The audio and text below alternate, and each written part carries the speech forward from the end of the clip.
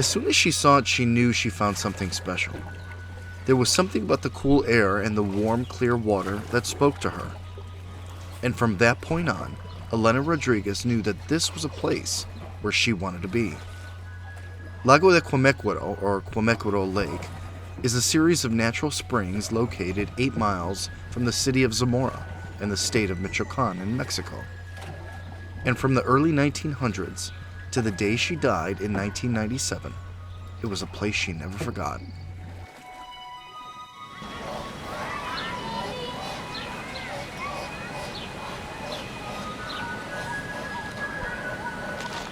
Quemequero is a very special memory for me, as well as for the entire family.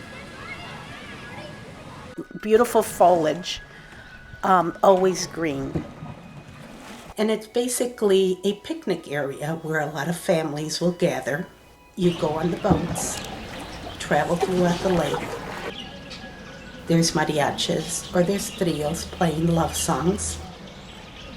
The one that would always organize our outings to Quemequero was Elena Quiroz, our grandmother. To her, it was always important to gather the family, to get together at least once a summer, to go out to Quemequero and celebrate family. It was this emphasis on family and togetherness that always stayed with Helena.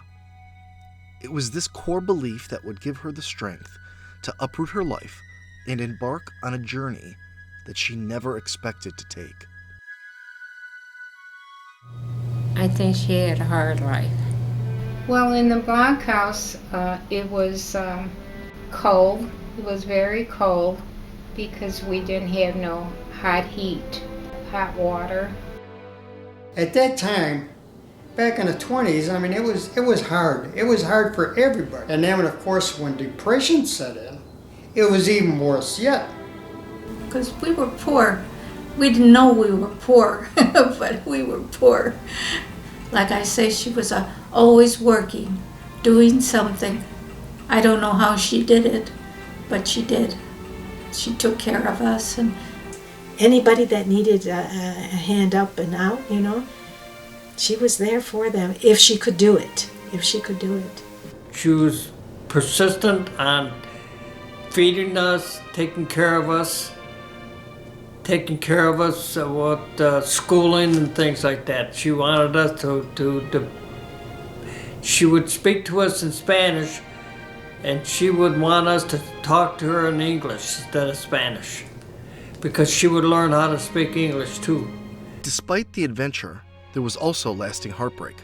Well, you know, with my mom, she had a child born in Mexico. She had no other recourse, you know. What was she going to do? There was nothing except for her to beg in the streets. We loved Ma, and everybody in the neighborhood always called my mother Ma, and they loved her, and they respected her. To me, Grandma always spoke about her life here in the United States, here in Chicago, but she really didn't mention much of her childhood. She worked for restaurants also. When a person didn't finish their food on their plate, she would always save that little piece of meat that was left over. Take it home, you know, for the kids, or else put it on the side for maybe beef stew. And he was the one that told Manuel, you know, she really wasn't your mother. Your real mother is in the United States.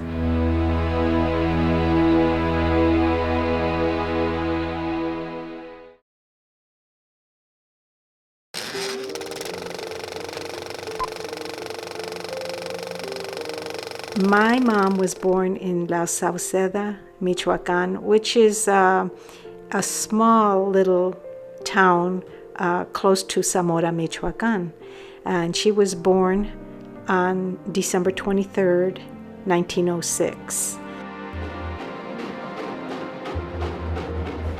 Elena Rodriguez was born in a country on the brink of war and instability. The end of the 1800s saw 2 decades of relative peace in Mexico. But the start of the 1900s, just as she was born, saw political turmoil in China, Russia, and elsewhere. Mexico erupted too. It was a deluge of political corruption, chaos, and violence that ultimately claimed nearly 2 million victims. A cataclysmic revolution that changed Elena, her family, and her country forever.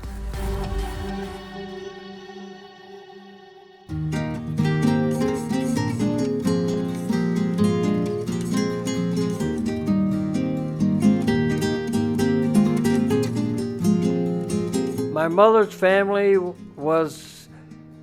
they were born on a ranch in South Sena. It's a suburb of a little village suburb of Zamora. Her parents his name was Francisco. Her mother's name was Maria. And I remember her seeing her where she would make her tortillas with her little bucket on top of her head, going to where they grind the corn. And she would make them every day. Every day she would do this. And I'd always hear the pitter-patter of her hands in the morning, because that would wake me up. Because I would hear her, that little pitter-patter of making the tortillas by hand on her little stove that she had, her little wooden stove. He was a horse breeder. He had horses, and they sold eggs and chickens and stuff like that. Somehow I remember like maybe 17 or 18 kids, and a lot of them died. A lot of them died early on. And so basically what was left, I believe it was 6 children that survived. And she had, let me see, 1, 2, 3 sisters and 2 brothers. She had sisters named Ana, Shole, Lupita. Then the boys were Alfonso and Luis.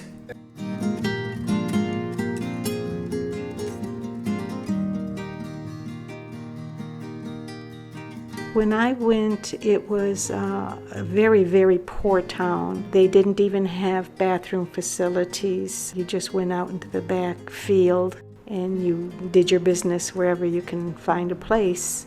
I remember lots of flies, and I remember my mom saying, don't eat this, don't eat that, and just being very cautious. But it was a very, very poor town.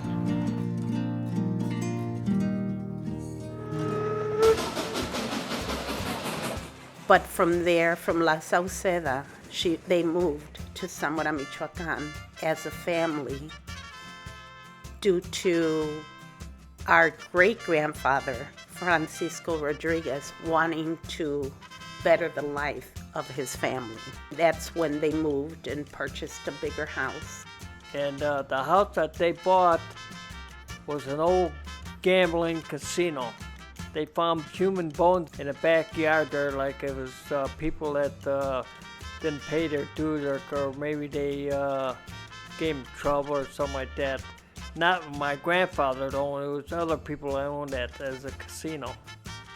Maria, their mother would make tortillas, corn tortillas, the old-fashioned way, patting them down. So everybody had a job to do. The oldest sibling, the oldest sister, was Ana, and she pretty much became the leader. Okay, she was the controller. She administered the funds of the family. Ana, she was the one that was in charge of the finances. She took in all the money, she went to the bank. Yeah, Anita was in charge of finances, whatever money came in. I remember it was a big thing for my Aunt Anna to go to the bank, and I remember her waking up, and I remember her going to the sink and washing up and combing her hair and getting her good clothes on, and then we would walk to the bank, and then she would do all of her bank work and then come back and then change into her old house dress. And Soledad would do cooking, all the time cooking. Then it was Soledad. and Soledad was the cook. And she was always a happy-go-lucky person also. So we called her Chole, Tia Chole. Chole, she was the one who cooked. She did it really well, too. I especially liked her chicken soup. Oh, she made it so well. Then we had Tia Lupe. She was the one that always did, like the grocery shopping or going to the market or helping prepare meals. And Guadalupe, she would make tamales to sell, and she would go to the grocery store. Well, Lupe, when she got older, she was the youngest of the girls. When she got older, she would go to the market and she would purchase things for the house. But from the three sisters that Grandma had, they each had a different role, but they all worked together. And then, of course, they had the two brothers, Alfonso and Luis, which they were pretty much the money makers. And they would go about their business making bricks.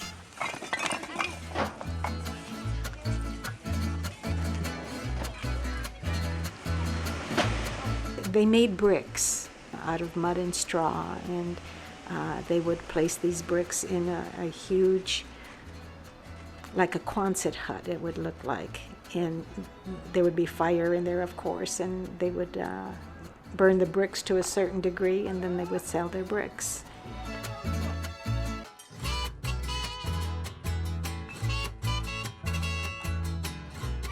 And they would sell their bricks for people to build their homes. And they would also have a sale in the middle of their living quarters, not their main living quarters, but where the animals came through. They would sell milk and they would sell charcoal for like barbecues. So it was always very interesting, but kind of a scary experience with all the animals because, as I stated, it was goats, chickens, cats. Aside from that, he also had cows and horses and pigs and chickens and turkeys in the back of this house that he purchased. And they would sell eggs, and they would, sell the pigs once they got big and fat enough, to be sold. And they would do that. And they would also sell coal. They had some guy that would come twice a week, and he would have a burro, and on this poor burro was stacks and stacks of coal. And he would sell it to my grandfather, and in turn my aunts would sell that at the door. They'd sell it to anybody who needs coal, little sticks of coal for their needs for cooking.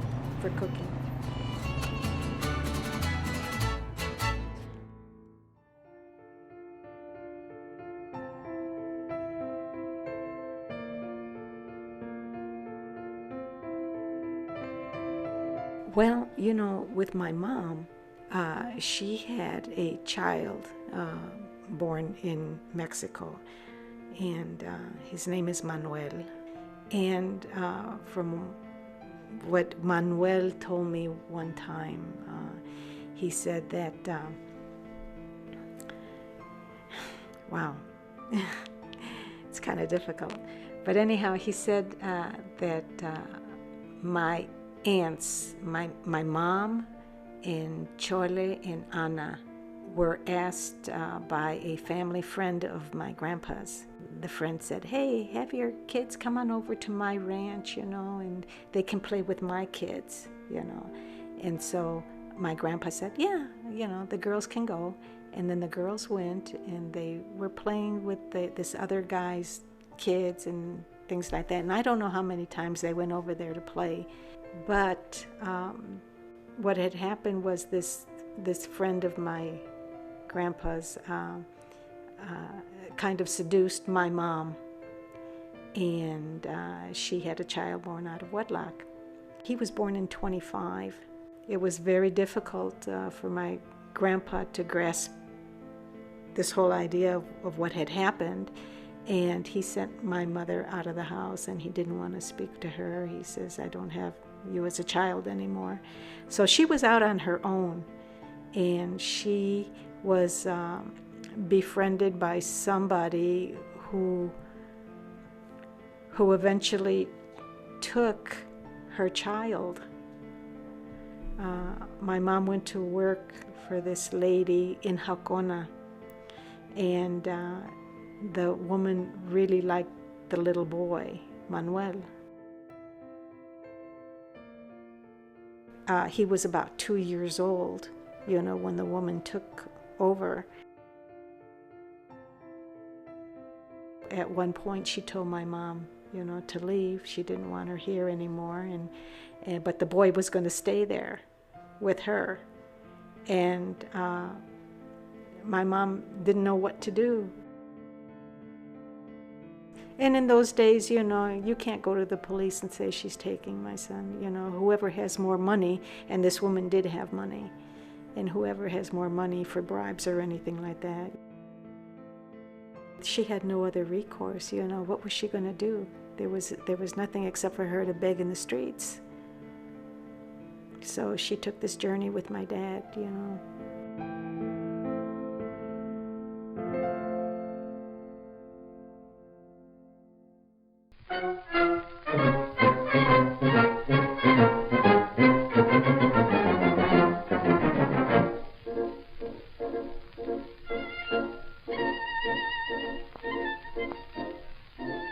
My dad was Elena Quiroz. The reason he moved to Zamora was because he wanted to open up a bakery and make bread, and he knew how to make bread. So that's why he was in Zamora. And seen her sweeping the streets. She was outside sweeping the front of their house. And it was love at first sight. Her and Grandpa had gone to this mountain, and they were riding horseback.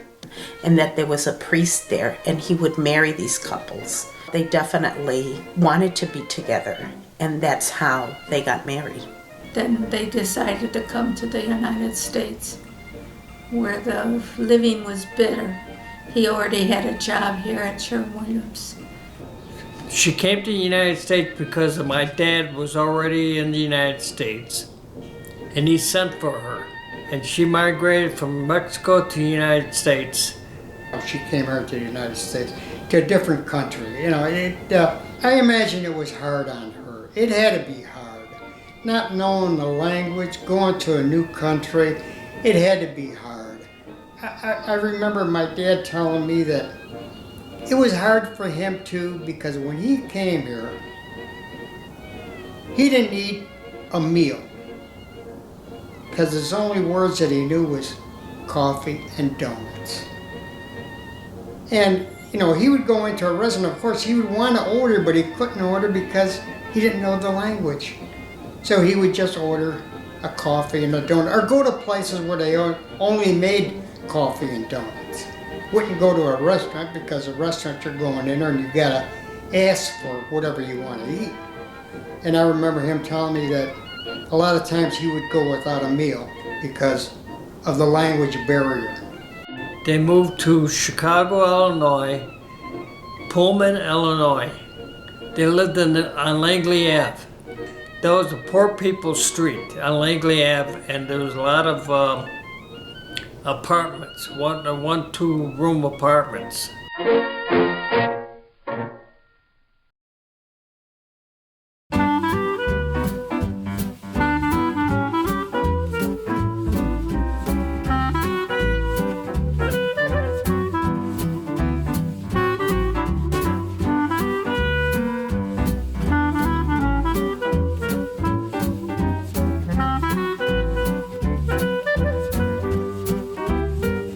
They had 6 kids in Pullman. Helen, my eldest sister, was born in 1930. Then came Celia, 32. Esther, 34. Alfonso, 36. And then Ray, 38. And me, 42. She managed it. I don't know how she did it, but she did. she took care of us and fed us and everything. So we were well taken care of by my mom. And my dad provided. It was hard though, you know, because we were poor. We didn't know we were poor, but we were poor. Yeah. Lived on Langley in one of the blockhouses. Well, in the blockhouse, it was cold. It was very cold because we didn't have no hot heat. I remember we lived on, I think, on the 3rd floor, but everything was coal flat. We had no bathrooms in the inside apartment. In order to go to the bathroom, you had to walk down the hallway, and then there were 3 stalls. We had to go in the hallway to go to the washroom. And then the bathrooms were outside, and it was sort of hard in the winter time because it would get cold there. And then just cold water. Cold water, no hot water. And we had outside bathrooms, stalls, and outside sink, like a tub sink. We never took a shower. We took a bath in the kitchen next to the potbelly stove. We got a tub and we put hot water in there. We took a bath in the tub. And I remember taking a bath, and after I took a bath, somebody else would take a bath. And my sisters would take a bath first, and then without throwing out the water, I would wash myself third time in the same hot water. It was nasty. Bedrooms, we had to sleep together, you know. As far as the girls had to sleep all together and the boys had to sleep together. And it was always cold. And we always lived on the 3rd floor because no one never wanted to live on the 3rd floor, so we were the only ones that lived up there. I says, how did you all fit in one apartment in the blockhouse? And she would say, no. She says, Pa rented 2 apartments in the blockhouse. She says, I remember they would live in one apartment and then some of the kids would be in the other. She says, but we all gathered for meals in one place. We rented 2 apartments because there were so many kids, okay? So the 2 apartments, one apartment was the kitchen and 2 bedrooms. We had 2 bedrooms and a kitchen. And the kitchen was combined with a dining room. We would sleep in beds, and then my brothers would sleep in their beds too, because it was only 2 bedrooms and then the kitchen in the living room. My younger sister slept with my mom and dad, and my other sisters would sleep together in one bedroom, and we would sleep in another off the kitchen, my brother and I, in bunk beds. Very dismal and very, very poor, because we didn't have heat. We had to heat the apartment up, mostly the living room, with a potbelly stove. In this building here, we lived on the 3rd floor. And Uncle Ray, we were on the 3rd floor, and we used to go up and down the fire escapes, climb on it like monkey bars, you know. And there was one fire escape step was broken, and he fell, and he cut his lip or something. I remember my mom telling me, don't go down the fire. We lived on the 3rd floor, of course. We lived on the 3rd floor. And on the 3rd floor, there was fire escapes that were on the outside of the building. And there was a step missing on the 3rd floor. And I remember my mom saying to me, don't go down the stairs because there's a stair missing. Please don't go down. And of course, like other little brats, kids, you didn't pay that much attention. But anyways, when I went walking down the stairs, and the stair that was missing, I remember her telling me about that, and I jumped. I tried to jump and try to get the other step, and I missed it. My foot hit the step, and I went down and fell all the way to the 1st floor. In the meantime, when I fell through the step, it picked up my nose. The step picked up my nose and it ripped it. And I have the scar right here. I still have it. And I think I was about, I don't know, I think about 5 years old or something like that. And one time we went to the show, it was with my two sisters at the Normal Theater, I think it was. And we watched this Shirley Temple movie over and over again. You're not a good woman. You're crazy. You've got to be good to get stuff like this and need hard times. And it got late.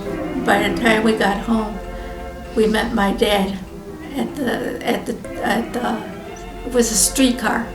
We would travel on streetcars. And he gave us a sort of a spanking. That's the only time my dad ever raised his hands to us. We were late and they worried. They thought we would be at home at a certain time, and we kept on watching that movies over and over again, so it got dark. We used to play on the dumps, at the city dumps, because there was a farm at the edge of the dump, which is called, it was Happy. The guy's name was Happy. It was a guy that owned land there behind Sherwin-Williams. But anyways, we're on the dumps. We're looking for different things, toys or anything like that. And I'll never forget a submarine. It was a metal submarine that I found, and Elle wanted to take it. He wanted to take it. Elle wanted to take it from me. And I said, that's mine.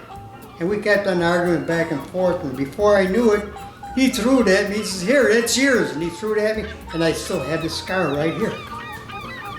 Right here, here's the scar where he hit me in the head with the submarine.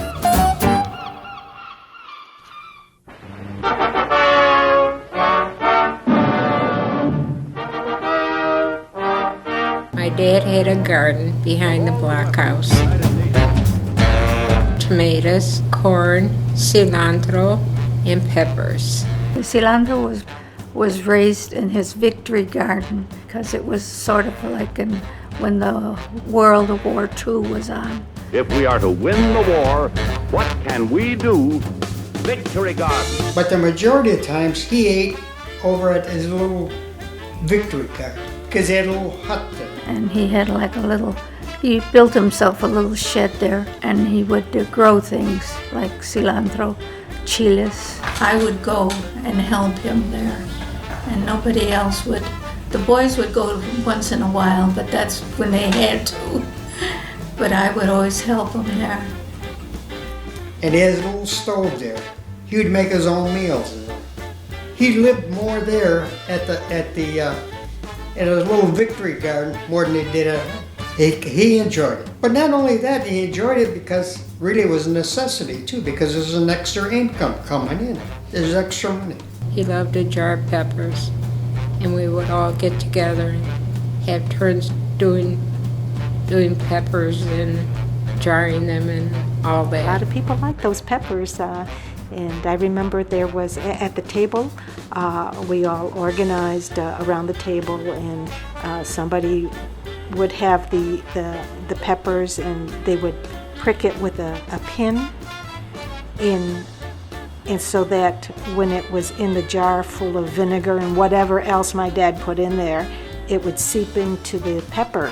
My dad would get up really early in the morning, go to work, come back home maybe about 2:30, 3 o'clock, and immediately go to his garden and work on the garden until late at night. He would take them to work, and he would sell them like on the side, like that, in a little wagon. And year in, year out, if need be, with our own hands, we can grow the gardens of victory.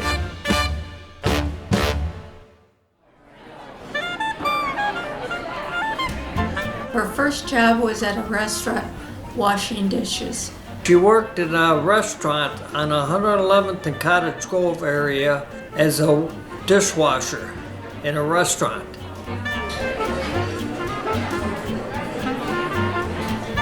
Then she worked over here for a guy called Pete's. Is on the other side of the viaduct on 111th Street by the Illinois Central.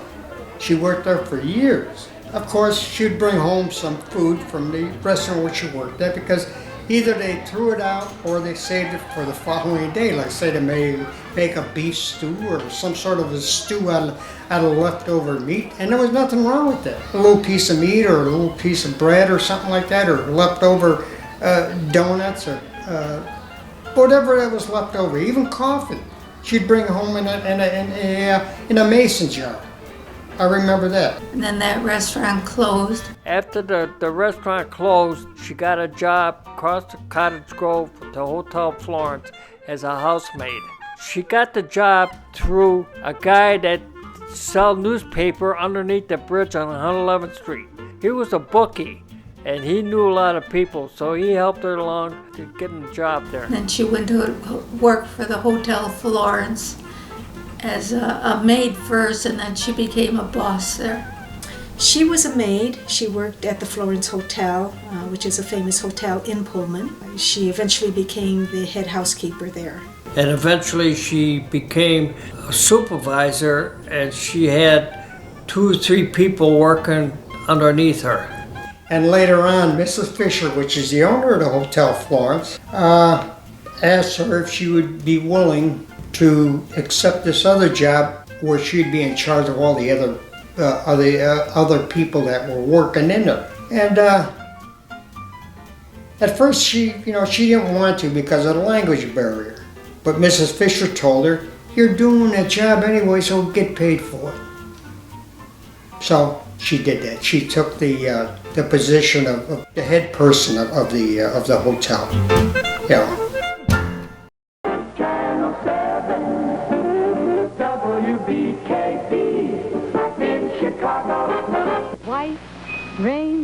White rain, use new white rain shampoo tonight, and tomorrow your hair will be sunshine bright.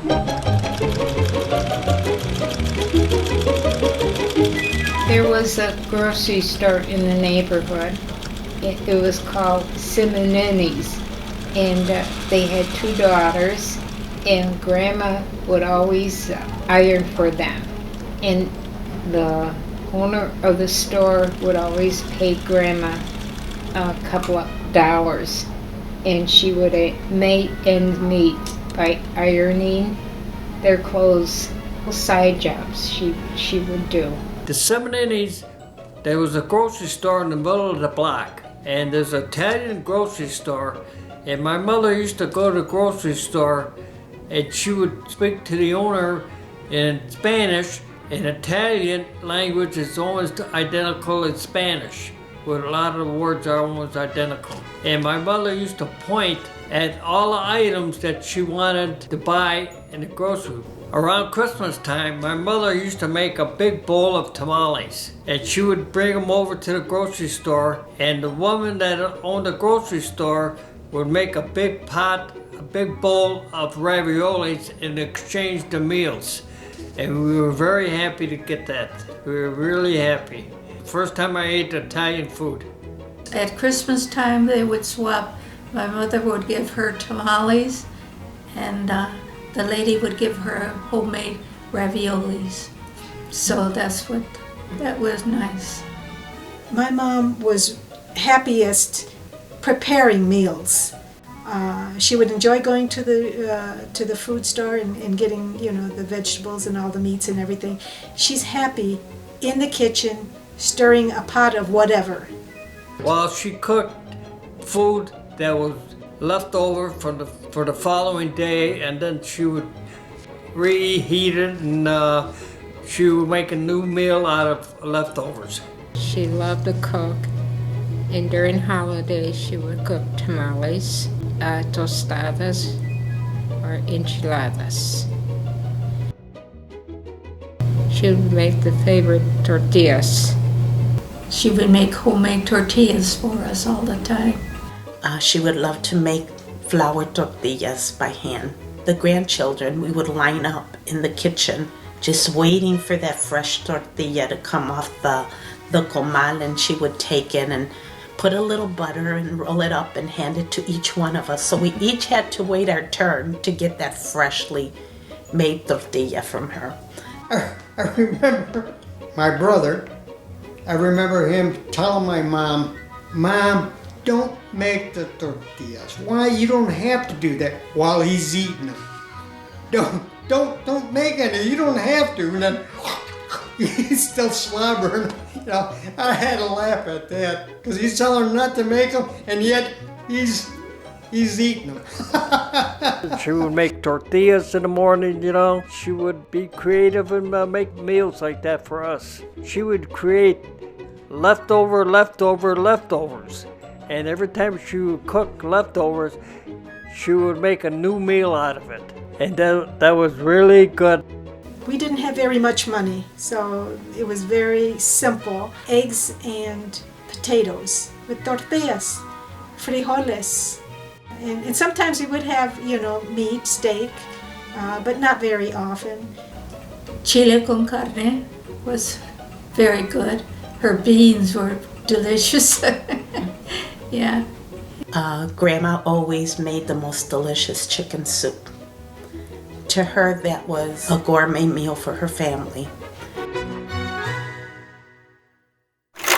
I clearly remember that we would be in the dining room on a Sunday. We would all gather and they'd have meals, and then at the end of the meal, there was always this joyous occasion about being together with family that they would push the dining room table over to the side and put on music.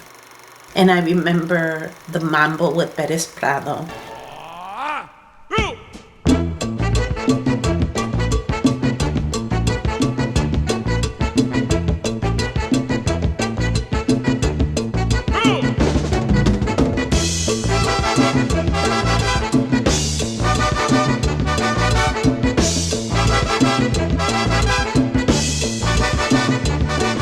And I remember my mother and my aunts and my uncles, including myself as a little girl, just dancing in that dining room and having a fantastic time. So, as I stated, family was very close to each other.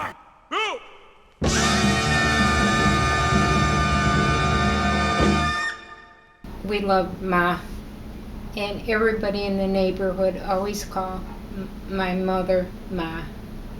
And they loved her, and they respected her, really.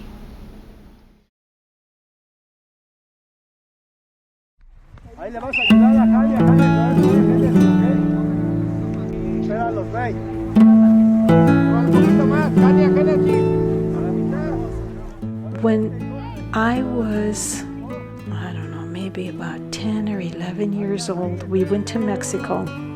And I remember my mom took us to a soccer field.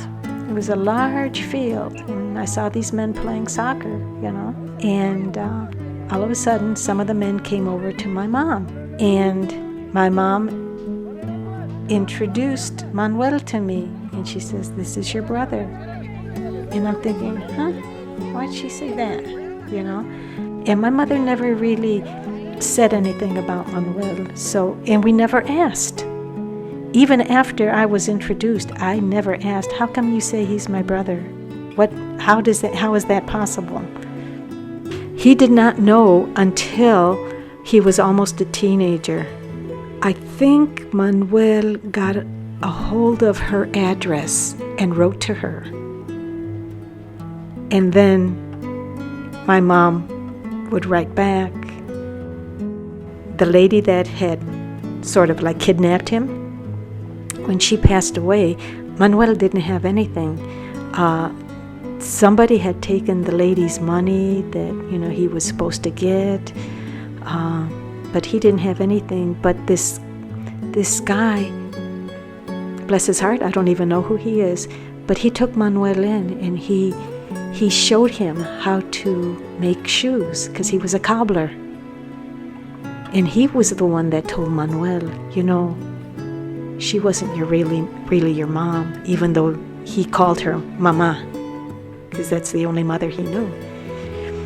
And the cobbler is the one that said, you know, she really wasn't your mother. Your real mother is in the United States. My dad, God love him, you know, he didn't have any animosity. As a matter of fact, he asked, you know, to take Manuel to Chicago. He was willing to do that. But the woman had already taken him, and there was nothing they could do. So, but my dad always liked Manuel. You know, he always knew that, you know, he was part of the family, you know.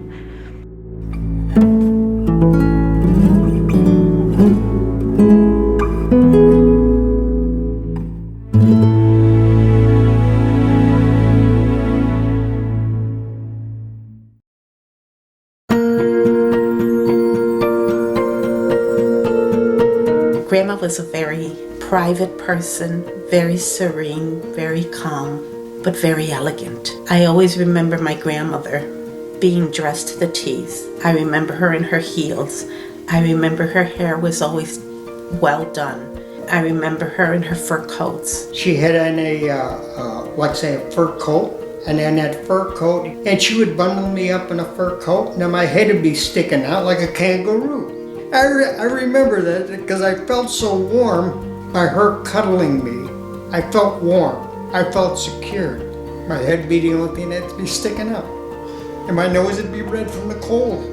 Grandma, I could picture her right now in a cotton dress with an apron, always an apron. She never wore slacks or jeans, and she was always smiling. She was happy where we were all happy. Well, what I remember is that my dad would go to Mexico and he would spend about a month over there. And I knew that he was building a house for he and my mother and anybody else who wanted to go over there. You know, he was building a house. She was torn because the family was in Chicago, you know, but her husband wanted to be in Mexico. So she was torn. But she did her duty. She went with Pa, and she went over there. I think he wanted the peace and the slowness of life over there. And so that's what I think he went back to. Then the family, the kids, went periodically over there to visit. So it was good. And to see the other family members too, that was good.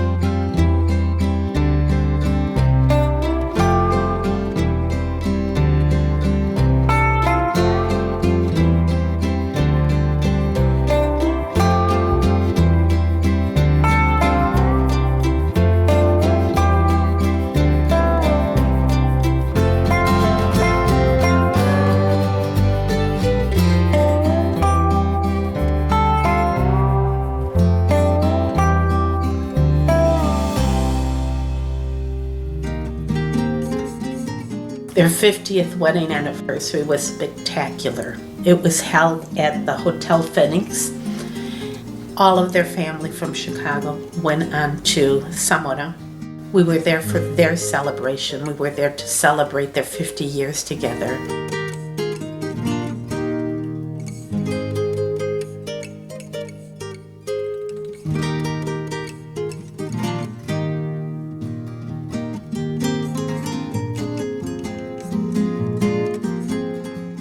Ma wore a beautiful beige dress, and Pa looked very handsome in his suit.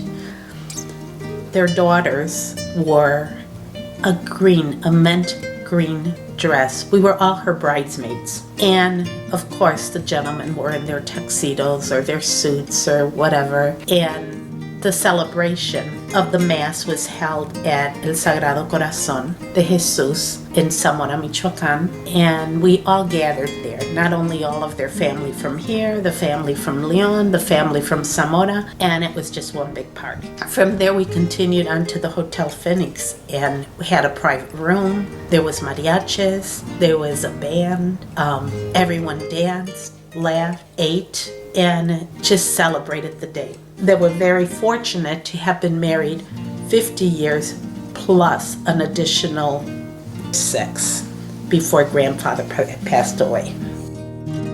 But to me, the most memorable part of that day was when Ma and Pa pretty much did their first 50th anniversary dance, and they danced to El Son de la Negra. That was Pa's song for Ma.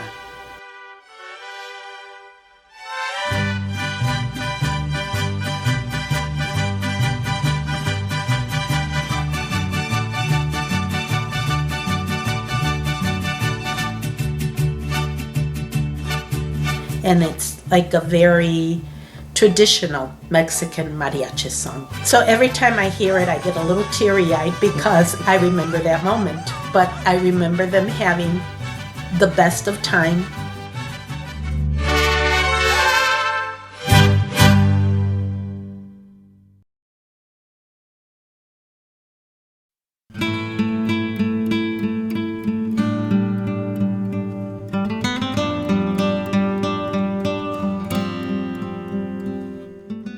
I didn't see him deteriorate, but this is what happened back in, this happened in 1972, that my mom had called me, or somebody called me and said that Pa was really, really sick, and he was on his deathbed. 1972, I was in Hawaii. I had 2 little kids. I couldn't go. I remember crying and crying and crying on the phone. I couldn't go. And, so I resigned myself that I couldn't go. Prayed, hoped for the best. This man in Zamora, he was a mountain man. He was up in the mountains. For some reason, he came down and he was aware that my dad was really, really sick.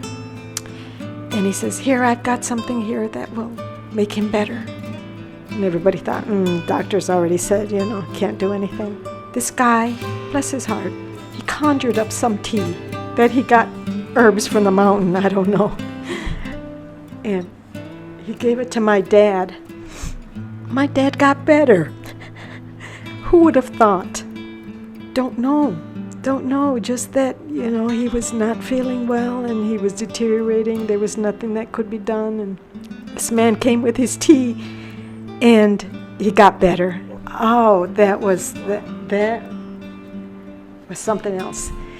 So anyway, then after that, I visited Mexico with my kids. They got to know Mexico and Grandpa and all that.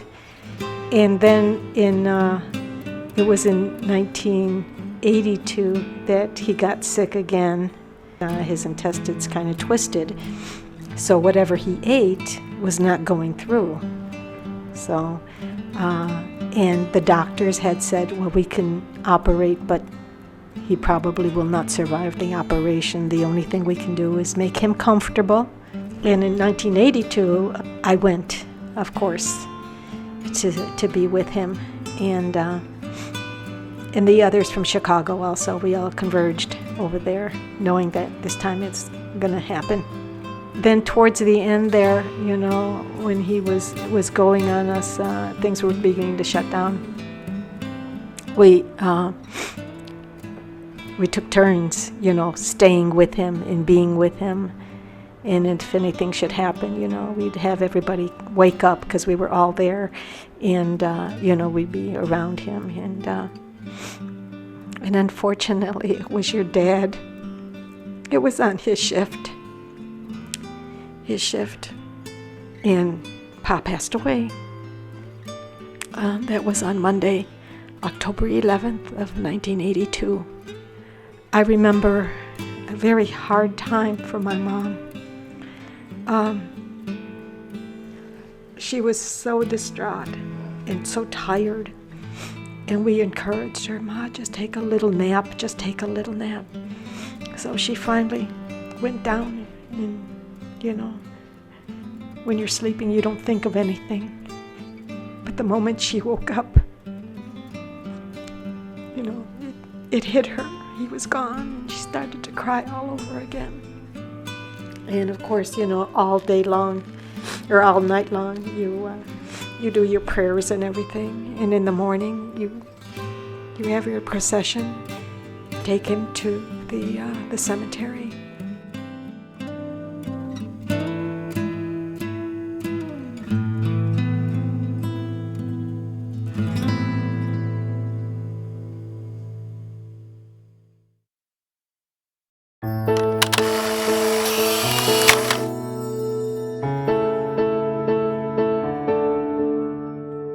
She stayed there, and she had her cousin Magdalena that would stay there with her. Magdalena never married, and so the two of them were there together.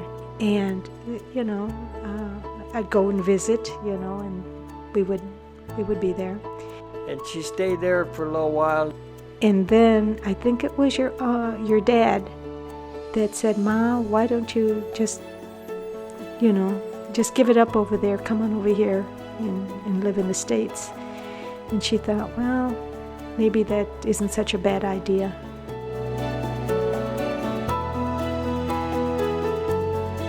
At that point, she had made the decision that as she was becoming older, that she wanted to come back to the States and be with her children. So she sold the house. So she came back to Chicago and stood some time. A couple of months here, a couple of months there, a couple of months with Dealfonso, with Uncle Raymond, with my mother Esther.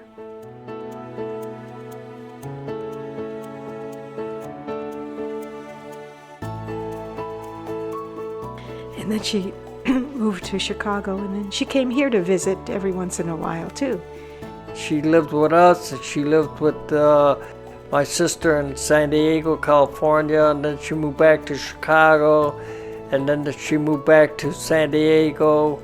And in the meantime, she would travel to Mexico and things like that, you know. She came here and stood with us for 3 months. Then from here, she went to California.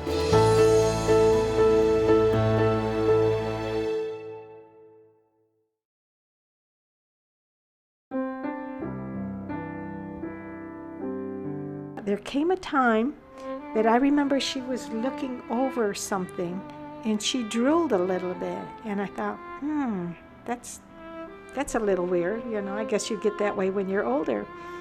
And then when she would sit, she wouldn't sit straight up like this, but she would be tilted a little bit. So took her to the doctor. They said that she had little strokes. And so from the hospital, they said she couldn't come back home, but that she could go into the nursing care facility, which was right next door to the hospital. So we put her in there, and we went to visit her all the time.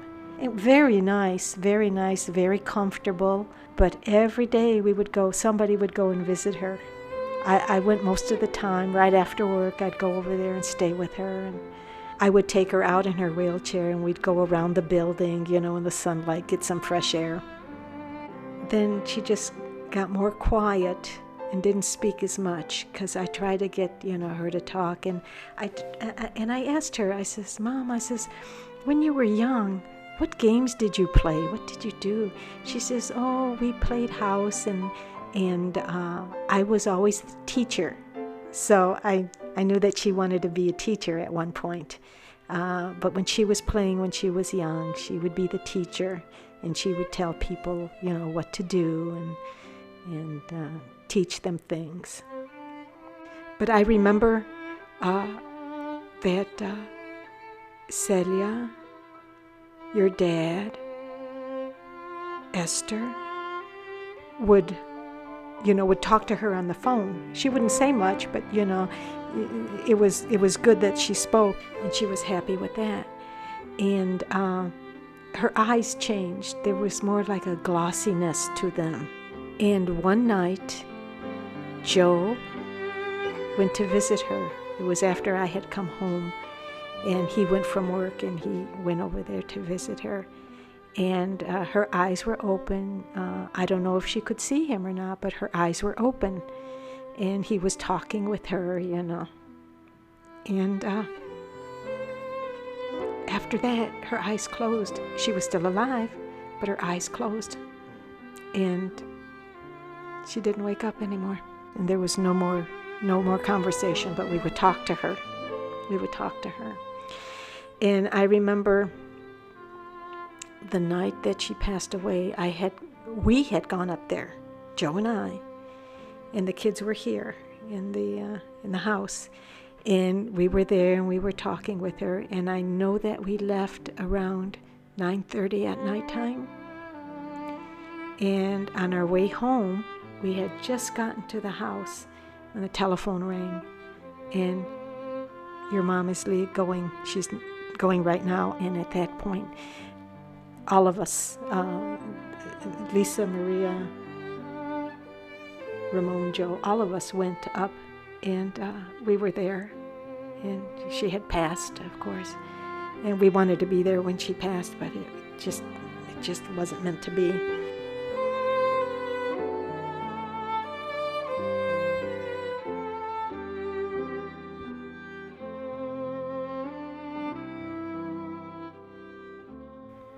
And it took her to León, Guanajuato, first of all. Family and friends there, her eldest son, Manuel, and his family. She had a vigil there that night. A lot of people came. And then the following day, we transported the body to Zamora, Michoacán. And we took her to the house that she grew up in. And we had the vigil there in that house.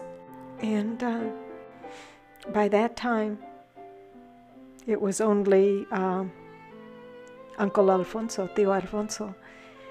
That was the only sibling left. Everybody else had died. So we had the vigil there that night, Saturday night. Sunday was Mass. We had a Mass for her. And then right after that was the procession to the cemetery. I was glad that they were buried where they were buried at, out in where they were born at. Let them go back to where they started. I would never change that. I would never want to change it. We all miss her, and we just was sad. But she wanted to be buried in Mexico. She didn't want to be buried in the United States.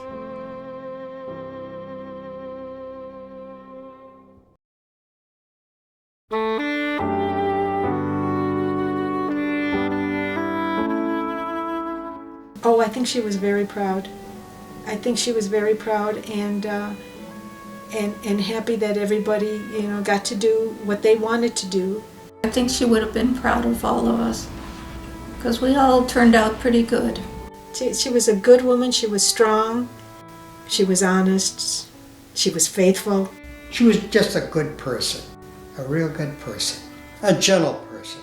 I miss her now. I miss her today. I think about her every day. My dad too. She was a good mother. She was an honest mother. She was helpful, creative, and she was really loving for us. I remember her telling me in particular, she says, always be respectful of others, and they'll be respectful to you, and if they aren't, then you don't associate with them. But be respectful. And that always stayed with me. Be respectful. And I tried to be that. Every night, she would stand in the living room and provide her blessing to everyone, to all her children. And she would stand in the middle of the living room and do the sign of the cross in all four directions. And she would always say, Lord, I don't know which direction the United States is in, but I'm just covering all corners so all my children are protected. I have a photo of Ma, Grandma. I always look at Grandma every night and say goodnight to her.